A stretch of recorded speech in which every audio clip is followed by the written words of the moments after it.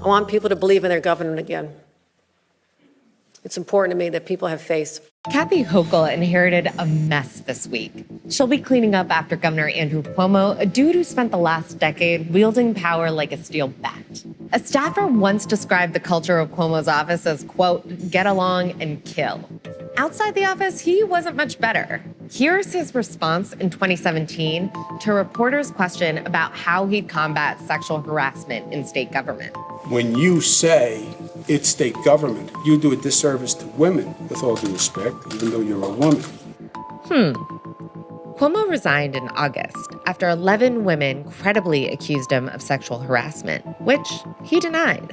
As his lieutenant governor, Hochul has been a bit of an anti-Cuomo. Her vibe is less about grabbing power, whipping it out, and waving it around, and a lot more about the unglamorous work of local politics, shaking hands, cutting ribbons, and chatting up constituents. But there's already some indication that she's adjusting to a national spotlight. Can you hear me now? Yes. All right. Now, Cuomo's resignation isn't the first time some guy's fall was Hochul's chance to rise. Remember this guy? Chris Lee, the married congressman who reportedly sent this delightful picture to someone he met on Craigslist.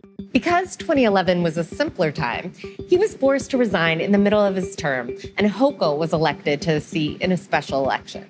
While serving in the House, the then Congresswoman got an A rating from the NRA, solidifying her reputation as a moderate Democrat, one she started to build when ex-Governor Eliot Spitzer tapped her to be a county clerk in 2007. Yeah, remember Spitzer? The former New York governor, now real estate magnate who hired a sex worker while in office and was forced to resign in a press conference that inspired one of the best television dramas of all time. An hour ago, I resigned as state's attorney of Cook County. Are you still involved with prostitutes, sir? So Hochul's been in New York politics for a while.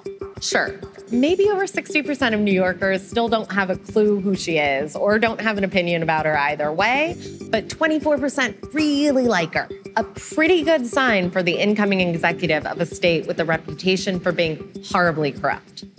Now that she's ascended to the top of New York politics, Hochul has just 15 months to figure out how to make a name for herself.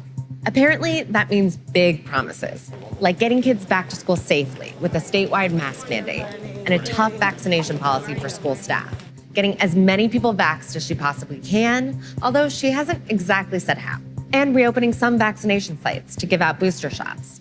And she's pledging to scrub Albany clean with one very, very specific plan.